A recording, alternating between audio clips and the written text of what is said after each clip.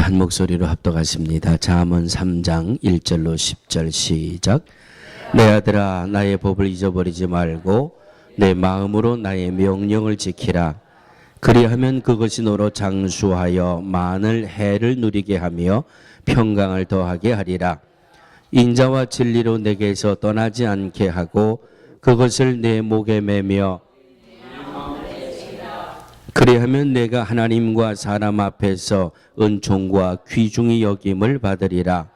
너는 마음을 다하여 여호와를 의뢰하고 내 명철을 의지하지 말라. 너는 범사에 그를 인정하라. 그리하면 내 길을 지도하시리라. 스스로 지혜롭게 여기지 말지어다.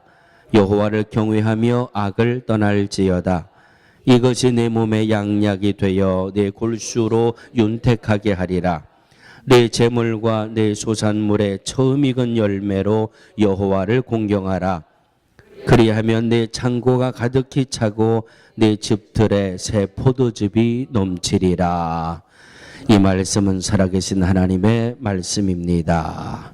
아멘. 옆에 있는 분들 보고 이렇게 인사해 주시기 바랍니다. 백비가 참 좋습니다. 제가 좀 어려운 말씀을 드렸나요? 자, 그럼 이렇게 하시죠. 남자분이 앉아 계시면 참 멋지시군요. 여자분이 옆에 앉아 계시면 참 예쁘시군요. 시작.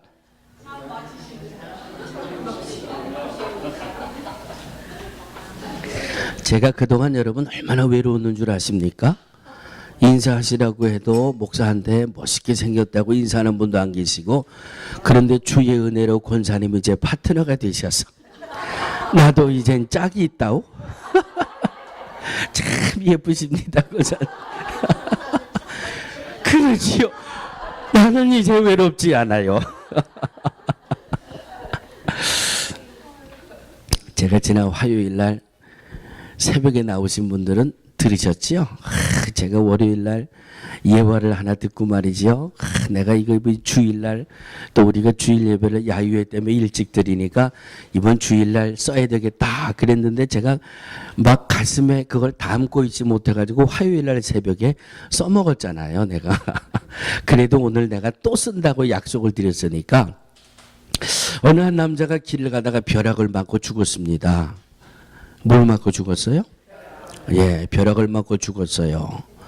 근데 이 911에서 이 구급차가 가서 보니까, 이 중년의 남자가 말이죠. 이 벼락을 맞고 죽었는데 새까맣게 탄 시체가 씩 웃고 있더랍니다. 웃으면서 죽었더래요. 야고 참 이상하다. 이 죽은 사람이 결국은 하나님 앞에 갔습니다. 그래서 하나님이 물어보셨대요. 야, 너는 왜 벼락 맞아 죽었는데 너 이렇게 웃고 죽었냐? 그랬더니 뭐라고 대답했다고요? 아이고 하나님 참, 난 사진 찍는 줄 알았잖아요. 그랬더니 나 이거 어떻게 해야 되나 이 분위기를. 난 웃자고 했는데 그냥 아주 심각한 표정으로 앉아 계시니까 그래서 제가 화요일날 새벽에 이런 말씀 드렸어요. 우습잖아요. 재밌잖아요. 예? 이렇게 웃으면서 하루하루를 시작합시다. 기쁘게 하루하루를 시작합시다. 이게 우리 믿음이잖아요. 믿음 있는 사람 맨날 기도만 하면 하나님 이거 주께 맡깁니다. 주께 맡깁니다. 그리고 아침에 일어나면 그냥 내 천자를 그리고 세상 무거운 짐을 다 짊어지고 다 던져버리고 믿음 안에서 기쁜 마음으로 기쁜 모습으로 하루하루를 시작할 수 있는 우리 모두가 되기를 주의 이름으로 축원합니다. 아멘. 오늘 말씀은 수도 없이 많이 들어보셨던 말씀입니다. 그런데 오늘 주보의 제목을 제가 뭐라고 써드렸죠? 제목 시작. 나도 잘 살 수 있다. 한번 따라해 주시기 바랍니다. 나도 잘 살 수 있다. 어떻게 하면? 어떻게 하면? 예, 오늘 본문의 제목을 나도 잘 살 수 있다 그랬으니까 오늘 본문에 있는 말씀대로만 하면 나는 잘 살 수 있고 나뿐만 아니라 내 자녀도 잘 살 수 있다. 믿습니까? 아멘. 오늘 이 말씀 속에서 5가지 내가 잘 되고 우리의 자녀들이 잘 되는 5가지를 말씀해 주고 계십니다. 오늘 이 5가지의 잘 되는 약속의 말씀이 우리와 우리의 자녀들 모두에게 함께하게 되기를 주의 이름으로 축원합니다. 1절에 2절에 보면 우리 삶에 행복이 가득하게 되고 평안하게 오래 사는 비결을 말씀하고 있고 4절은 하나님과 사람 앞에서 귀중히 여김을 받을 수 있는 비결 6절은 우리의 앞날이 형통하게 열리는 비결 8절에 보면 우리 몸과 영혼이 강건해지는 비결 10절에 보면 우리의 삶 속에 하나님이 주시는 복이 차고 넘칠 수 있는 비결. 자, 그런데 벌써 얼굴 표정을 보니까 체념한분이 몇 분 계세요. 나는 믿음도 시원치 않고 나는 믿음이 있다고 내세울 만한 사람도 못 되는데 내가 무슨 하나님이 주시는 복을 받을 자격이 있나요? 오늘 설교도 또 나하고는 상관이 없는 말씀이군요. 이렇게 아주 시작도 하기 전에 포기하는 분이 몇 분 계신 것 같아서 여러분 집에 가시면 고린도전서 1장 26절 이하의 말씀을 꼭 찾아보시기 바랍니다. 고린도전서 1장 26절 이하에 보면 하나님은 미련한 것을 택하사 지혜 있는 자들을 부끄럽게 하시고 약한 자들을 택하셔서 강한 자들을 부끄럽게 하시고 하나 더 첨가한다면 성경 말씀에는 없는 거지만 그리스도의 보혈의 은혜로 죄사함 받고 의롭다 인침받기만 하면 하나님의 자녀가 되고 하나님이 주시는 복을 자격이 차고도 넘친다. 할렐루야. 이것이 성경입니다. 내가 하나님 앞에 복을 받을 수 있을지 없을지 자격에 대해서는 여러분 그렇게 심각하게 고민하지 마세요.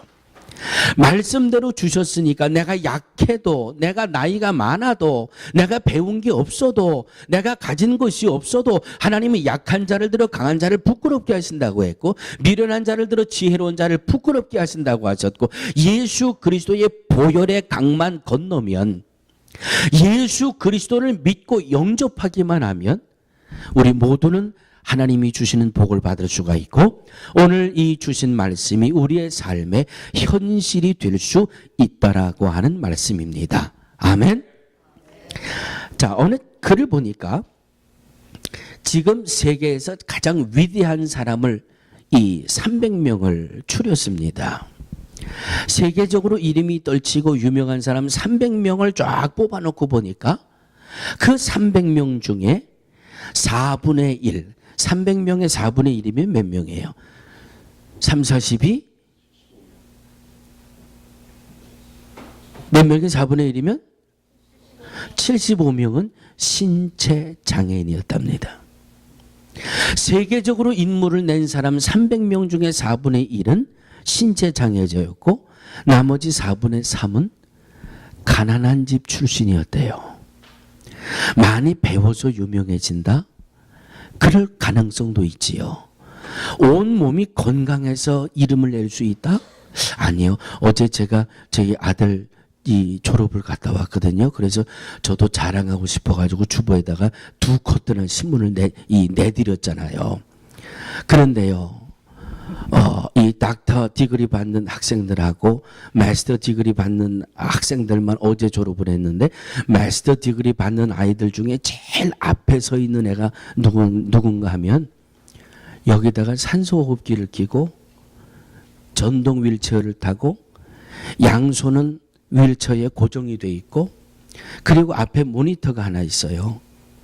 딱 봐도 저 친구는 손도 움직일 수 없어서 눈으로 그 모니터를 보면서 그렇게 해서 마스터 디그리까지 한 그 아이가 제일 앞에 앉아 있더라고요. 아, 참 대단하다. 사람이 할 수 있는 능력의 범위는 정말 무한대 있는 것 같아요. 무한대에. 그러니까 내가 약해서 내가 가진 게 없어서 내가 배운 게 없어서 나는 이래서 안 되고 저래서 안 되고 이건 다 틀린 말 같아요. 따라해 주시기 바랍니다. 나도 잘 살 수 있다. 나도 하나님의 복을 받을 수 있다. 여러분 D.L. 무디 목사님 아시죠? 목사님의 글을 보면 목사님이 한 교회에 집회를 가셨는데 한 아이가 예배당에 들어가지 못하고 예배당 문 앞 계단 앞에 엎드려 쭈그리고 울고 있더래요. 그래서 그 교회에 스피커로 오시는 목사님이 그 아이를 보고 너 왜 교회에 들어가지 않고 이렇게 여기서 울고 있냐. 오늘 이 교회에 무디 목사님이 오신다고 그래서 제가 무디 목사님의 설교를 꼭 듣고 싶은데 보시는 것처럼 저는 홈레스입니다. 나이도 12살밖에 안 됩니다. 누구도 내가 예배당 안에 들어오는 것을 원하지 않습니다. 예배당에 들어오지 못하도록 나는 예배당에서 쫓겨났습니다. 그리고는 앉아서 예배당 앞에서 울고 있더래요. 그래서 무디 목사님이 그래? 너 그러면 내 손을 꼭 잡고 내 뒤에 바짝 붙어서 나를 따라와라. 다 이 아이들이 예배당에 들어오지 못하게 했는데 이 설교하실 목사님이 아이를 데리고 들어오니까 누구도 막을 수가 없었지요. 그래서 그 아이를 제일 앞자리에다가 앉혀놓고 그 말씀을 전했습니다. 자, 이 아이는 그 예배 때 그가 사모했던 대로 큰 은혜를 받았죠. 그 후로부터 15년이 지났다고 합니다. 15년이 지난 후에 바로 가진 것이 없고 홈레스라고 예배당에 들어오지 못하게 했던 그 아이가 그날 밤에 은혜를 받고 15년 뒤에 바로 그 교회 목회자로 취임 예배를 드리고 있었다라고 하는 이야기입니다.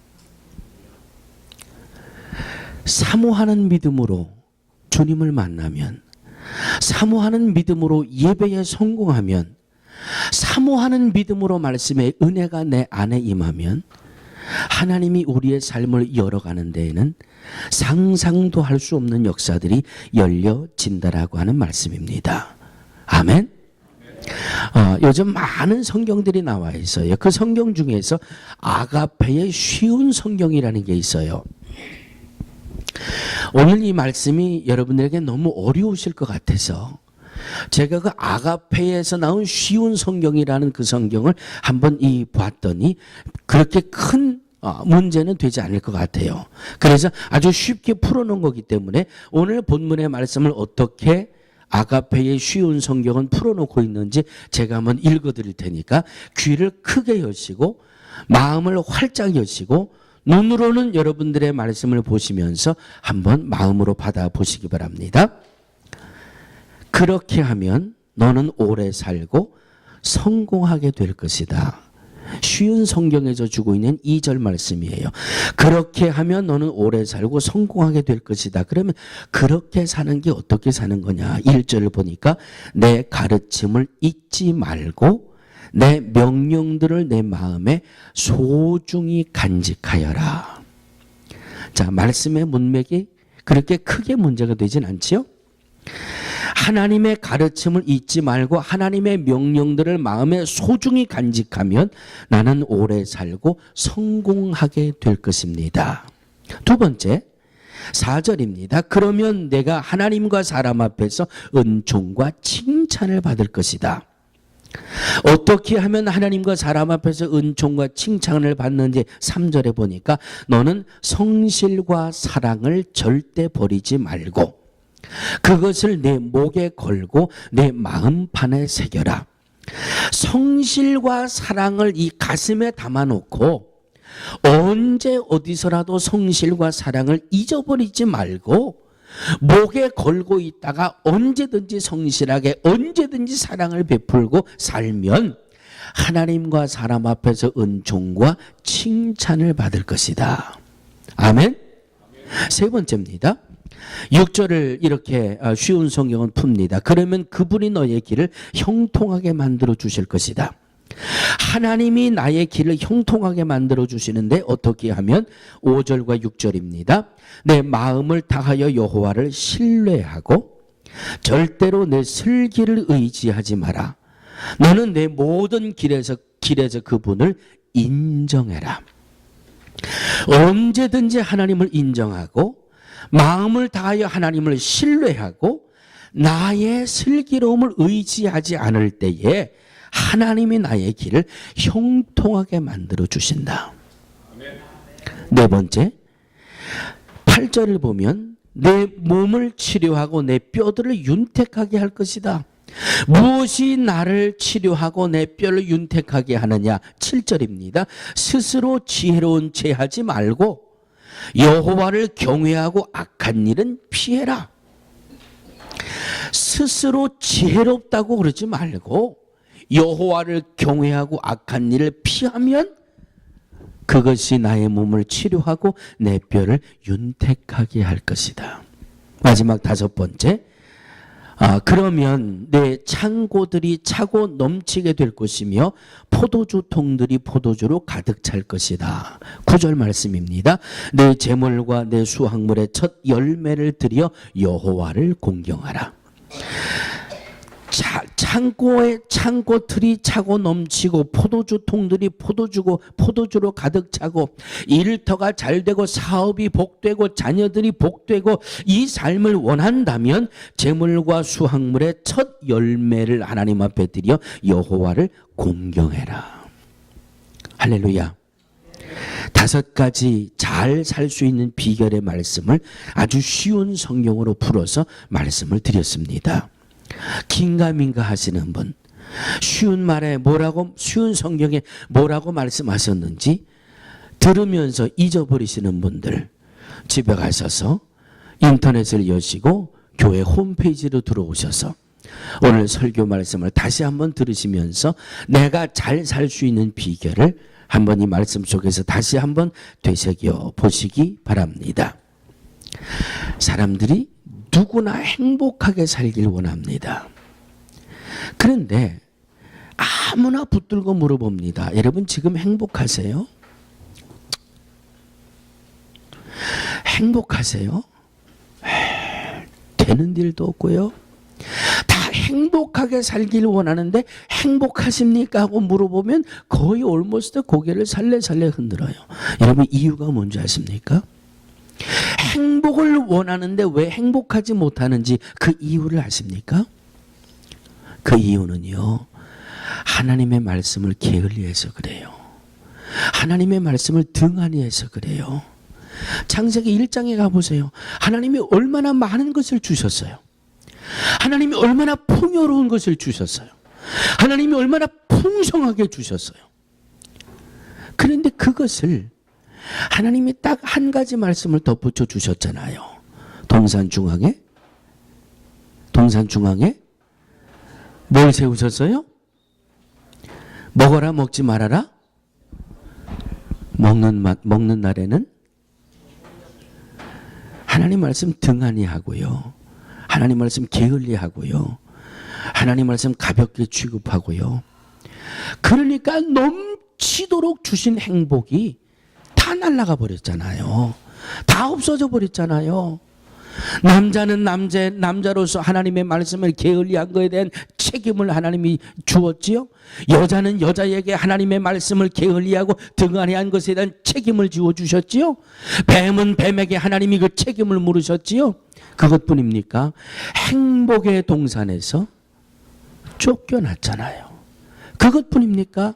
형이 아우를 쳐 죽이는 살인죄가 들어오기 시작하지 않습니까? 행복을 원하는데 행복이 다 날아가 버렸어요. 손에다가 쥐어주신 그 행복이 다 날아가 버렸어요. 하나님의 말씀을 게을리하고 하나님의 말씀을 소홀히 하고 하나님의 말씀을 등한히 여기니까 손에 쥐어주셨던 행복까지도 다 날아가 버렸어요. 그러면 말씀의 진리는 상당히 간단하지요.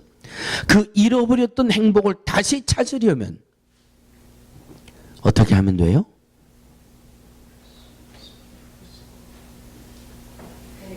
왜 이러십니까?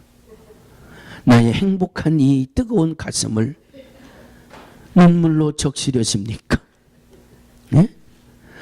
하나님의 말씀을 등한히 하고 게을리하고 무시하다가 손에 쥐어주신 행복까지도 다 잃어버렸다면 이 행복을 다시 되찾으려면 하나님의 말씀으로 돌아가면 돼요. 하나님의 말씀을 소중히 여기면 돼요. 하나님의 말씀에 목숨을 걸면 돼요. 아멘.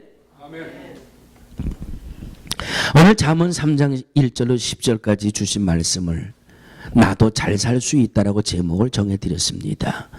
잘 사시든지 불행하게 사시든지 알아서 사시기 바랍니다.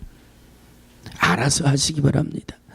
하나님의 말씀을 이 말씀으로 주셨는데도 게을리하고 등한히하고 소홀히하고 일로 들어왔다가 일로 흘러가 버리면 행복을 회복할 수 있는 비결이 왔다가 또 가는 거예요. 오늘 이 말씀을 붙드시고 하나님의 말씀을 내 인생의 가장 소중한 부분에 놓으시고 하나님의 말씀을 내 인생의 그 어떤 급한 문제보다 우선순위에 놓으시고 내 삶에 하나님의 말씀이 회복되어지고 하나님의 말씀이 준행되어지고 하나님의 말씀을 소중히 여김을 통하여 내가 장수하고 많은 해를 누리게 하며 평강을 더하게 하리라. 나와 우리의 자손들이 잘 사는 이런 복을 누리는 우리 모두가 되시기를 주의 이름으로 축원합니다. 오늘도 우리에게 말씀을 통하여 귀한 진리를 알려주셨습니다. 주신 말씀대로 승리의 길을 걷게 하시고 주신 말씀대로 잘 사는 자손까지 하나님이 복 주시는 그 복을 누리며 사는 우리 모두가 되게 하여 주시옵소서. 예수님의 이름으로 축복하고 기도하옵나이다. 아멘.